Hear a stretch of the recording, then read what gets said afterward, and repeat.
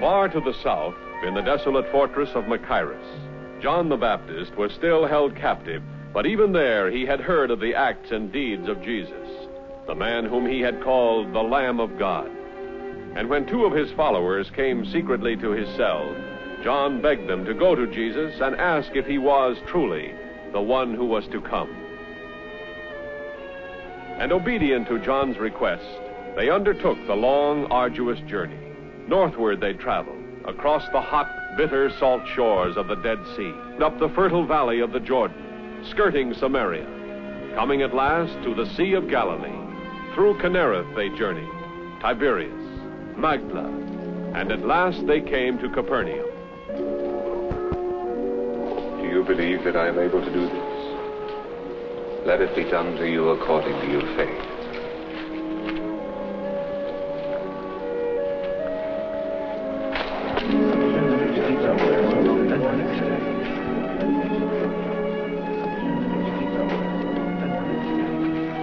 Rabbi, we come from the man, John the Baptist. He is imprisoned at Machaerus. But he has no fear. His spirit is as strong as ever. He sent us to ask a question of you. Ask what you will. He said, seek out the Nazarene, and when you have found him, ask him this. Are you he who was to come, or shall we look for another? Go and tell John what you have seen and heard. The blind receive their sight, the lame walk, lepers are cleansed, and the deaf hear. The dead are raised up, and the poor have good news preached to them. And blessed is he who takes no offense at me. We will tell him, Master. Word per word, as you have told us.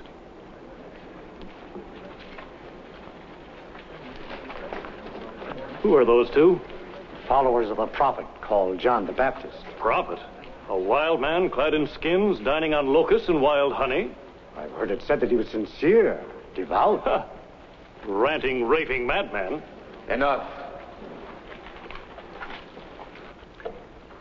What did you go into the wilderness to behold? A reed shaken by the wind? A man clothed in soft raiment? Behold, those who are gorgeously apparelled and live in luxury are in king's courts. What then did you go out to see? A prophet? Yes, I tell you, and more than a prophet. This is he of whom it is written, Behold, I send my messenger before thy face, who shall prepare the way before thee.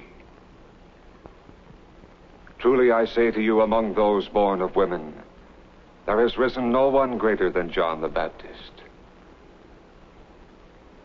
But to what shall I compare the men of this generation? What are they like? They are like children sitting in the marketplace and calling to one another, We piped to you and you did not dance. We wailed and you did not weep. For John the Baptist has come eating no bread and drinking no wine, and you say he has a demon. The Son of Man has come, eating and drinking, and you say, Behold, a glutton and a drunkard, a friend of tax collectors and sinners. Yet wisdom is justified by her deeds. Now you are hearing the truth, real truth, not the half-truths of men. Men who would weigh us down with a yoke of 1,000 laws, laws that we cannot understand. Come to me, all ye who labor and are heavy laden, and I will give you rest. Take my yoke upon you and learn from me, for I am gentle and lowly in heart, and ye shall find rest for your souls. For my yoke is easy, and my burden light.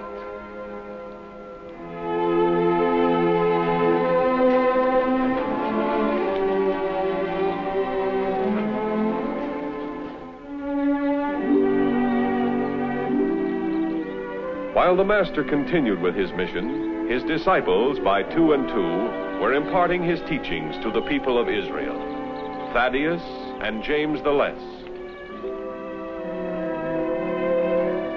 Bartholomew and Thomas, bringing word of a new concept of God's kingdom, of a kingdom in which the living Spirit of God ruled by love. They spoke to men of every class and station, to the rich as well as to the poor, to the proud and to the humble, asking not the value of a man's purse, but the worth of his spirit. And the truths that Jesus had taught them, they taught to all who received them, explaining as the Master had explained, patient as he was patient with them, eager to share with all men the story of God's love as they had learned it from Jesus' lips. They were plain men, able to speak simply to plain people, the first missionaries of Jesus. They spoke on the streets and in the homes, in the language the humble understood. And as the Master had commanded them, they ministered to the sick, the lame, the afflicted.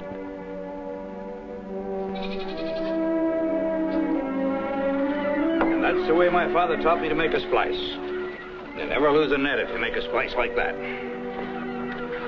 All that you and Peter say sounds wonderful, Andrew.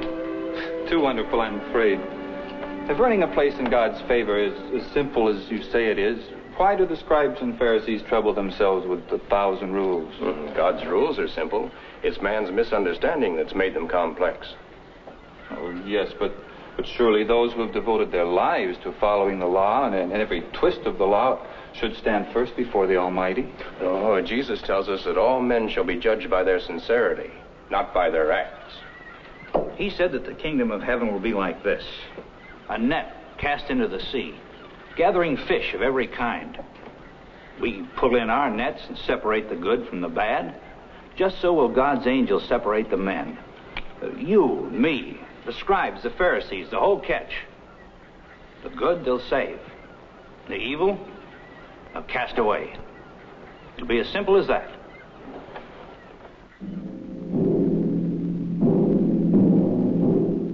Far to the south, John the Baptist's messengers returned to the grim fortress of Machaerus on the desolate eastern shore of the Dead Sea.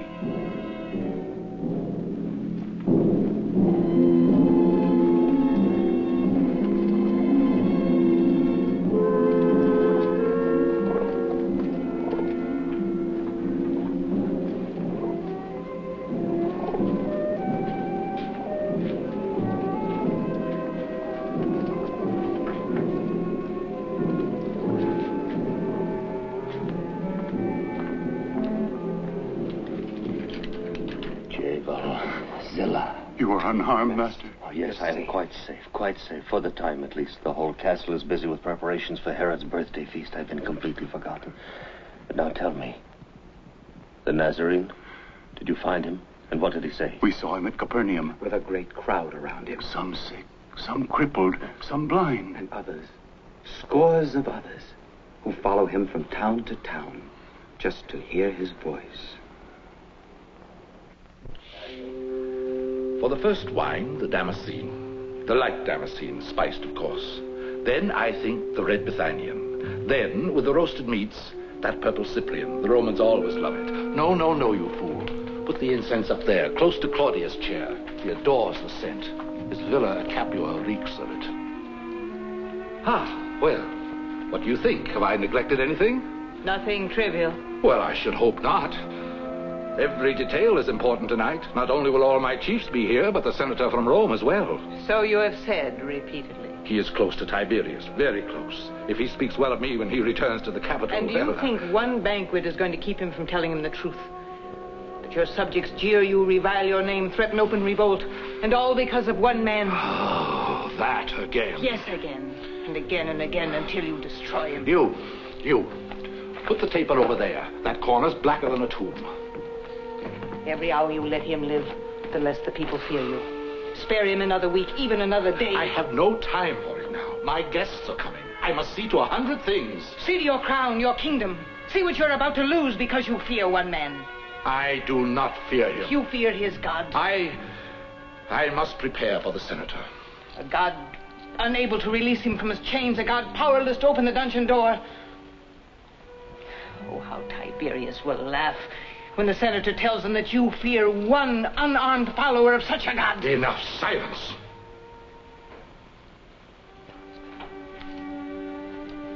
Wait. See that the Princess Salome is prepared to dance for my guest tonight.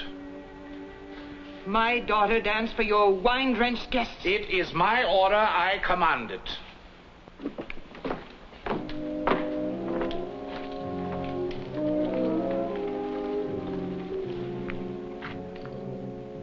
Salome, stay in your quarters tonight. Do not leave them. But the Tetrarch ordered You are my daughter, not his. Do as I say. It was his thought, not mine. He thought his guests would be flattered if a princess danced for them. The whole country ready to rise because of one man he's too superstitious to execute, and all he thinks of is to flatter his guests. Do you know why he fawns on the Emperor's minions? Because he counts on Roman legions and Roman interest to protect him. He is of the Herodian line, but we aren't, not you and I. But surely they would guard us. Guard us?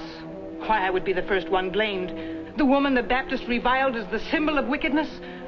I'd be a scapegoat thrown to the mercy of the mobs, and you with me. No, Mother. Go to him. Plead with him. No. No, I've goaded him as far as I dare. But there might be one way. If you did dance tonight, and your dancing pleased him, he would be sure to offer you a reward. A gift as a token of his pleasure. And in the presence of such important guests, he would be eager to appear more than generous. He might even offer you your choice of gifts. No, Mother. You must. You must. Many who followed you now follow him, but none are certain whence he draws his powers. Do you know, Master? Once before, near the Jordan, I was asked this question. My answer is still the same. No one receives anything except what is given him from heaven. As for the people turning to him, so be it. So be it. He who has the bride is the bridegroom. The friend of the bridegroom rejoices in the bridegroom's voice. And therefore this joy of mine is now full. He must increase. I must decrease. Oh, now it is long past time for you to go. I have endangered you holding you this long. Oh, the danger Master, we are not afraid, Master. You have done well. Extremely well. Now I know a greater peace than I have ever known. May the grace of the Lord be with you. And with you, Master. You, Master.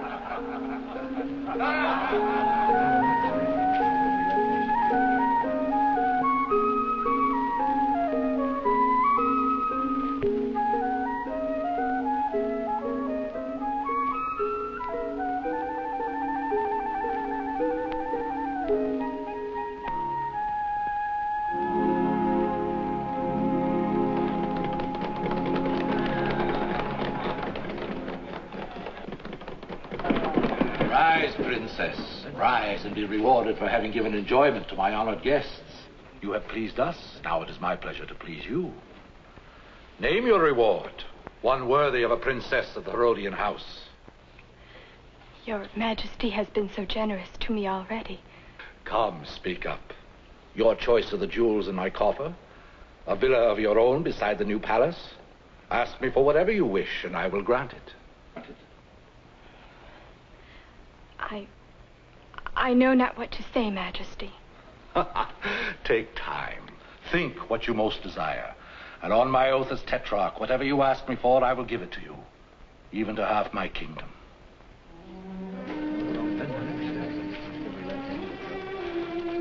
Go back. Demand his gift before he changes his mind. But what shall I ask?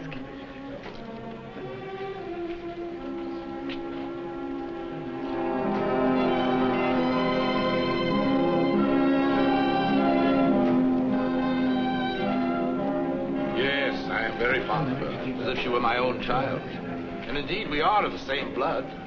My half-brother Philip is her father, and we are both direct descendants of my father, Herod the Great. Aha! So you made up your mind so quick? Yes, Majesty. Then speak. And on my oath, your desire shall be yours. What shall it be?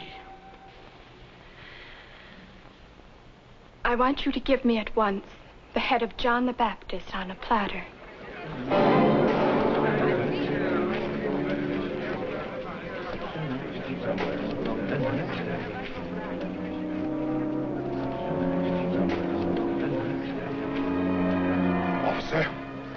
Officer of the guard. Put the prisoner John to death by the sword and bring his head to me.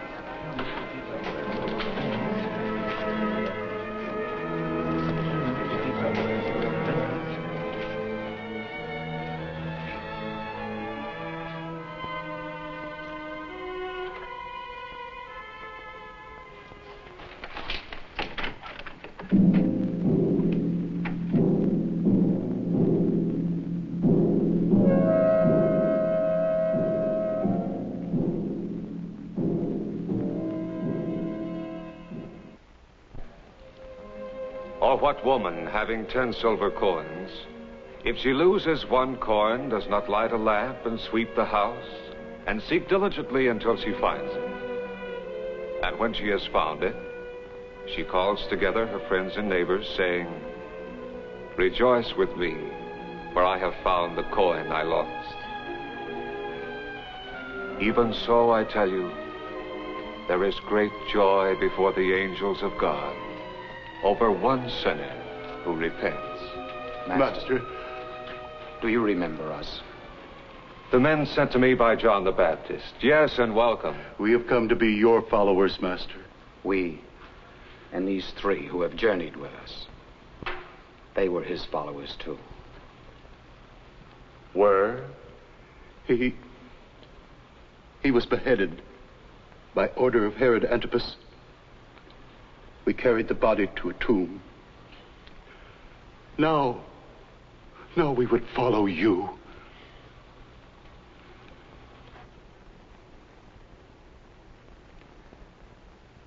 It is as I said. No greater man was ever born of woman.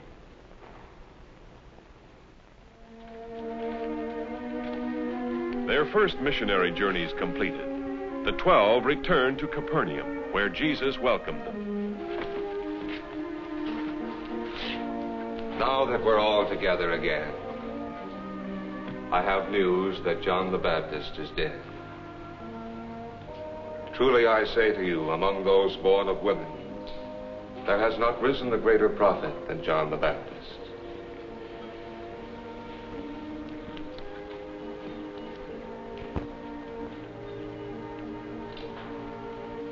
And he said to them, "Come away by yourselves to a lonely place and rest a while."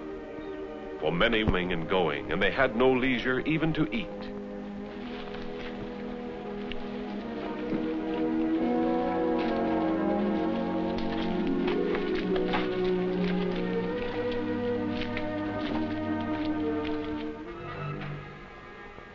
Reports of Jesus' fame were spreading throughout the land, even to the ears of Herod Antipas.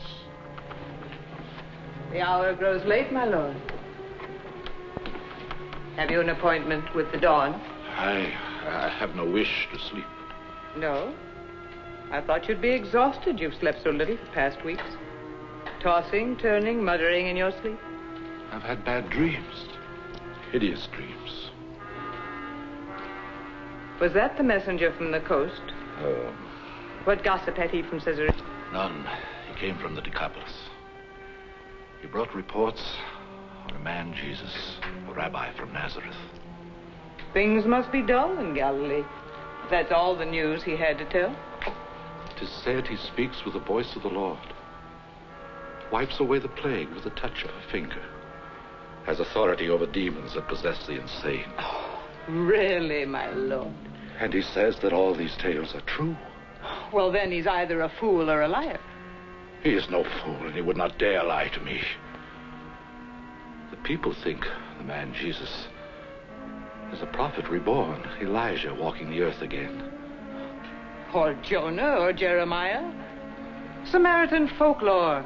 Old wives' tales to frighten children. Perhaps. Yet he said another is coming. He said? Who said? The man whom I had killed. John they call the Baptist. Another shall come after me, he said, far mightier than I, with power and judgment of the Lord. John claimed he was sent by God. But his God could not save him from the executioner's sword.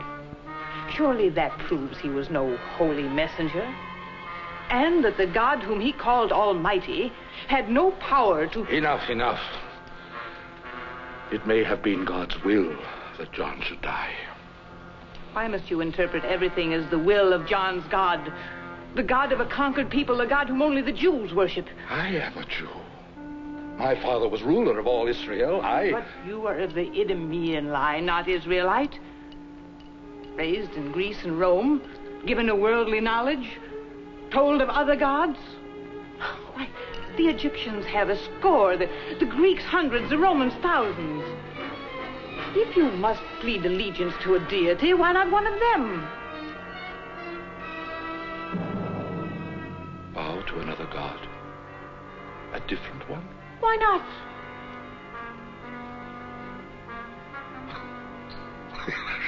Yes. Why not?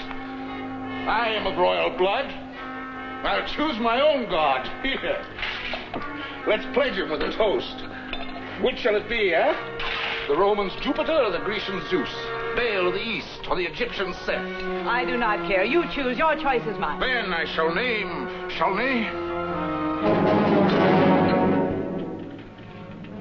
I dare not. The scriptures may be right. That there is only one God. Almighty, supreme, mighty beyond all might. And if there is, and if I have put to death his chosen man... John was not sent by God. His headless body rots in an unmarked grave. But his spirit still lives, greater and stronger than before. All that you sought to silence will not be stilled. All that John has prophesied is coming true. Jesus is not Elijah reborn. He is John the Baptist, risen from the dead. That is why these powers work in him.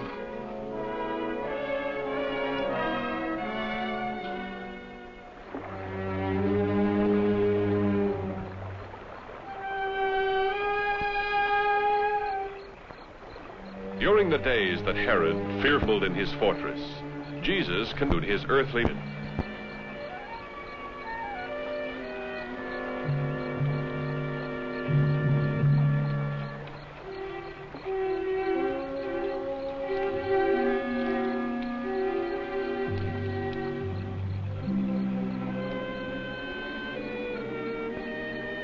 He hasn't slept.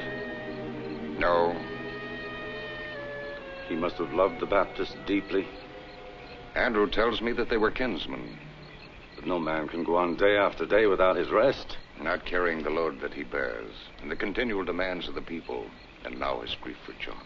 And the fact that Herod may strike at him next. I doubt if he fears Herod. He should. He has a following, and tyrants live in dread of men with followings. But Judas, the master is no threat to Herod.